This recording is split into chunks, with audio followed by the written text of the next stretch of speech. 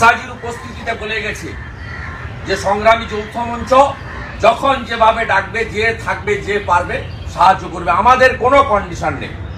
এমপ্লয়ীদের demand legitimate, আমাদের এই দাবির পক্ষে থাকতে হবে। অন্যরা কি বললো আমাদের কিচ্ছু জানার দরকার নেই। আনকন্ডিশনাল সাপোর্ট আছে আমাদের, এবং আমরা কর্মচারী পরিষদ সংগ্রামী যৌথ মঞ্চের সঙ্গে আছে। তাদের স্ট্রেংথ যাই হোক ছোট হলেও তারা আছে। তারা সুপ্রিম কোর্টে মিসেলিনিয়াসে ছিল মামলা, আমরা পরমজিৎ পাটিওয়ালা মাসরি স্বরাজকে দিয়েছিলাম। এবারে 5 ফেব্রুয়ারি মিসেলিনিয়াস থেকে বেরিয়ে এসেছে। উই আর হোপফুল যে সুপ্রিম কোর্ট এবারে কনসিডার করবে, কারণ মিসেলিনিয়াসে থাকলে না শুনতেও পারতো, ওটা ওদের প্রিয়োরিটি। যেহেতু মিসেলিনিয়াস থেকে গত হিয়ারিং এ আমরা বের করে আনতে পেরেছি নভেম্বর মাসে, সেজন্য এবারে 5 ফেব্রুয়ারি আমাদের হিয়ারিং হবে। আমাদেরও লয়াররা থাকবে, বিকাশদারাও থাকবে, সবাই মিলে আমরা একসঙ্গে এদের অধিকার আদায়ের জন্য লড়ব। শুভেন্দুবাবু, মমতা বন্দ্যোপাধ্যায় কিছুদিন আগেই বলেছেন যারা আন্দোলন করছেন সরকারি কর্মচারীরা তাদের বরখাস্ত করতে। সাহস থাকলে করে দেব। যারা প্রাণ আত্মাহুতি দিতে চায়, অনশন মানে আমরণ, অনশন মানে প্রাণ আত্মাহুতি দিতে চায় নিজের দাবির সমর্থনে, তাদেরকে আপনি চাকরি কে কি করবে? এসব ভয় এরা করে না। কন্টিনিউয়াস এই সরকারের বিরুদ্ধে, এবং এদের দাবি তো সফল হয়েছে। মাঝে মাঝেই তো 3%, 4%, এগুলো খেলায় না পড়লে বিড়াল গাছে ওঠে না। মমতা ব্যানার্জিকে আপনার থেকে আমি বেশি চিনি, 21 বছর ছিলাম। জরুরি পরিষেবা ছাড়া সর্বাত্মক ধর্মঘট করা উচিত। আর 2 তারিখ থেকে মাধ্যমিক পরীক্ষা আমি বিবেচনা করতে বলবো 1 তারিখ বিকেলবেলা। লক্ষ লক্ষ ছাত্রছাত্রী, মমতা ব্যানার্জির ভাইপো ভাইজি বা তার ছেলে মেয়েরা, তারা তো সব প্রাইভেট স্কুলে পড়ে, বড় বড় দামি দামি স্কুলে পড়ে।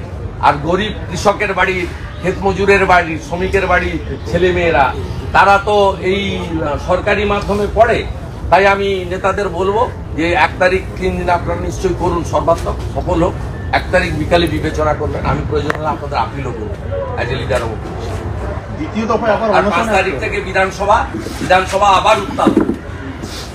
বিধানসভা বাজেট অধিবেশনে উত্তাল হবে সরকারি কর্মচারীদের, পেনশনার্সদের ন্যায্য অধিকারের জন্য এবং সমকাজে সমবেতনের জন্য, আর অবিলম্বে রাজ্য সরকারের সমস্ত শূন্য পদ পূরণের জন্য। যদি উড়িষ্যা 58,000 ক্যাজুয়ালকে এক রাত্রে পার্মানেন্ট করে দিতে পারে, বিহার যদি সমস্ত পার্ট টাইমার প্যারা টিচারকে রেগুলারাইজ করে দিতে পারে, হোয়াই নট ওয়েস্ট বেঙ্গল? শেষ কথা বলি, কে জিতবে জনগণ ঠিক করবে। ভোটে একে হারানো দরকার।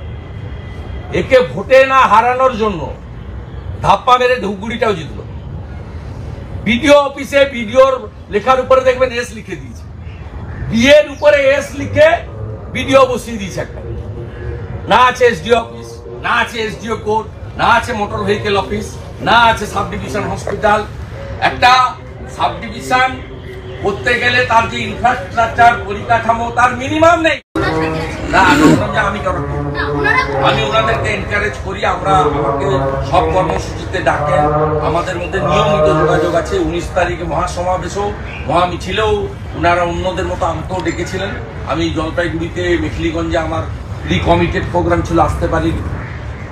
আমার পক্ষ থেকে 2 জন বিধায়কদের সঙ্গে আছেন।